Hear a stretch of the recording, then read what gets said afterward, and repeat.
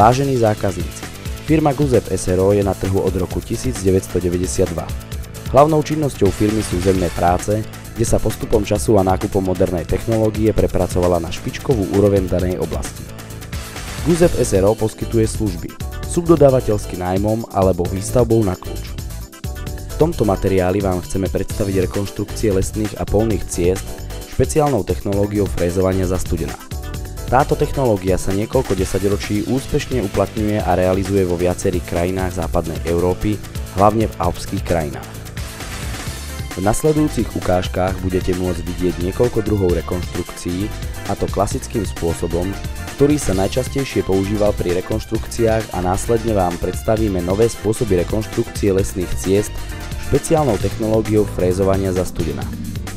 Jestvujúceho materiálu lesnej cesty, dodaného materiálu na cestu, poškodenej lesnej cesty s asfaltovým povrchom.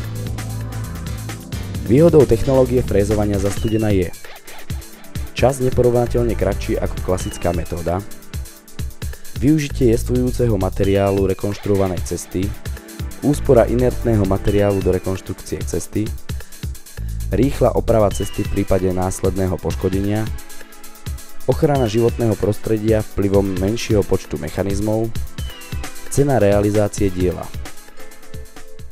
V prvej ukážke sledujete predvádzanie rekonštrukcie cesty pri Antostále, okres Trenčín, ktoré sa uskutočnilo na jeseň v roku 2009, kde boli pozvaní predstavitelia Generálneho riaditeľstva štátneho podniku Štátne lesy Banská Bystrica, taktiež zástupcovia odštepných závodov štátnych lesov, zástupcovia spoločenstiev vlastníkov lesov a taktiež majitelia lesov. Uvedená ukážka bola zameraná na predvádzanie technológie rekonštrukcie ciest. Poprvé, klasickým spôsobom, kde hlavným princípom bola výmena, sanácia, podložia a navážka nového materiálu.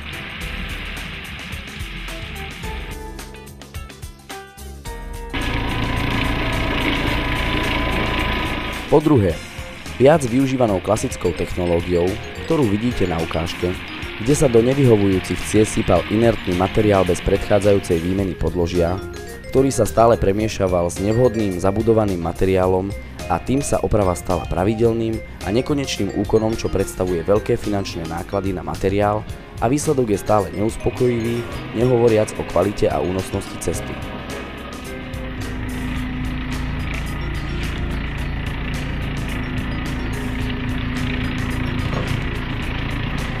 Po tretie, v ďalšej ukážke môžete vidieť opravu cesty prvej etapy, kde podložie bolo neúnosné a kde sme ako doplňujúci materiál použili kamene rôznej frakcie až do priemeru 800 mm, ktoré boli premiešané s ilovitou hlinou veľkej vlhkosti v novembri 2009. Už prvý pohľad doslova šokuje a dáva otázku, čo s tým budeme robiť.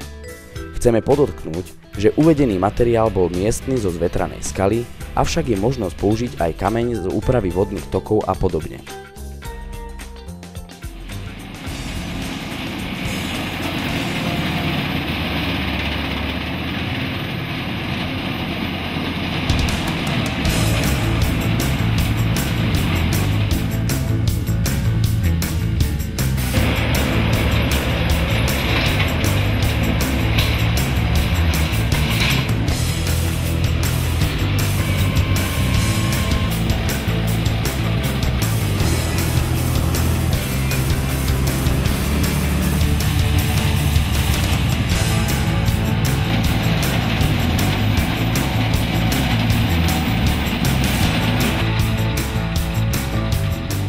Tu predvádzame, ako našou technológiou vieme aj takýto materiál premeniť na veľmi súdržnú, homogenickú fyzikálno-mechanickú vrstvu, ktorá sa spracováva špeciálnou frézou, kde dôjde k rozdrveniu a dokonalému premiešaniu materiálu, upraveniu cesty do profilu grédrom a následnému zhutneniu. Podotýkame, že uvedená ukážka bola vykonávaná za pomerne nepriaznivých podmienok, nevhodnom časovom období, za veľkej vlhkosti. Uvedený úsek bol hneď používaný ako cesta pre nákladné vozidlá s guľatinou, čo bolo trochu proti našim zásadám, kedy odporúčame rekonštruované úseky hlavne v dažďových podmienkách nechať vyzrieť. Nakoľko táto ukážka bola organizovaná vo veľmi krátkom čase, preto nebolo možné daný úsek nechať vyzrieť ale bol vystavený hneď na druhý deň zaťaženiu 40-tonových súprav.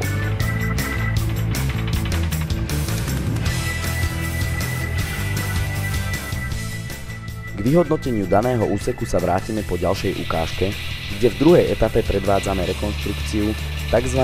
Frézovaním cesty bez prídavného materiálu. Ide o cestu, kde sú rôzne výtlky a pozostatky asfaltového povrchu. V prvej fáze traktor so špeciálnymi nožmi naruší stabilitu konštrukcie cesty a tým si pripraví materiál na frézovanie, čo môžete sledovať. Nožmi boli na povrch vytiahnuté aj kamene veľkých priemerov, ale pre frézu to nepredstavuje žiadny problém. Následne po frézovaní sa grédrom profiluje cesta so spádmi a s hutmi vibračnými doskami.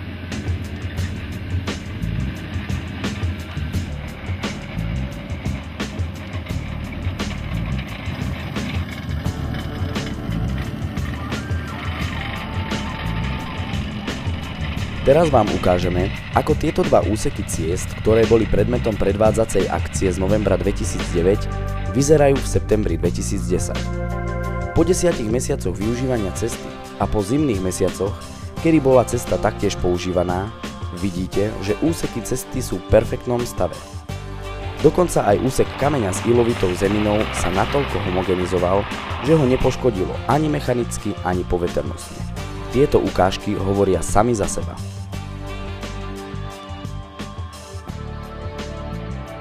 V ďalších krátkych šotoch vám predstavíme frézovanie rôznych povrchov ciest. V prvej ukážke vidíte klasickú lesnú cestu s vyčnievajúcimi kameňmi, ktoré si stroj pripraví na frézovanie rozrušením konštrukcie cesty.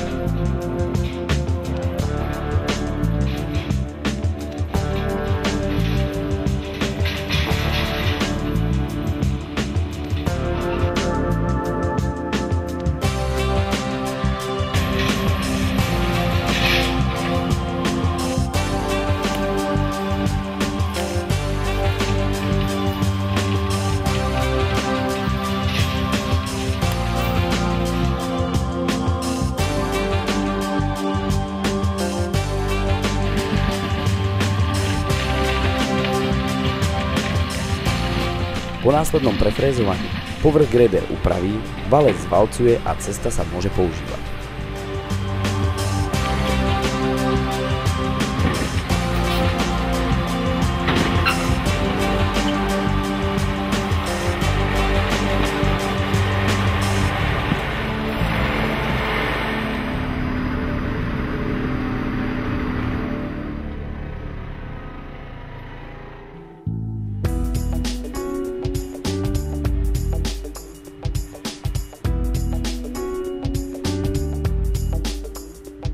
V ďalšej ukážke vidíte frézovanie rôznych druhov kameniva, ktoré je použité do konštrukcie cesty. Fréza dokonale premiešava a drví materiál, ktorý týmto spôsobom veľmi vhodne spĺňa fyzikálno-mechanické parametre vhodné do konštrukcií ciest. V prípade, že podložie je nespôsobilé a je potrebné do konštrukcie zabudovať iné pojivá, napríklad vápno pri vlhkosti a podobne, táto fréza ich bez problémov zabuduje.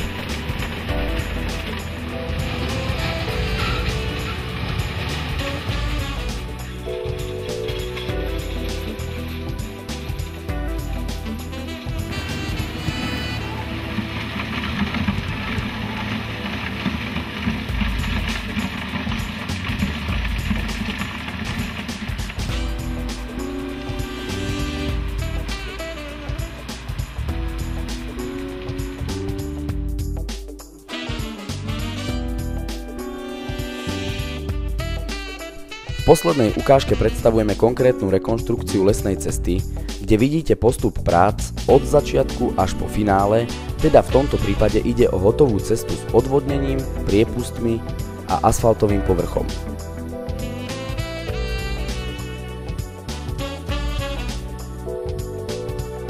Ďakujeme, že sme vám mohli predviesť a prezentovať technológie rekonštrukcie lesných a polných ciest a tešíme sa na spoluprácu.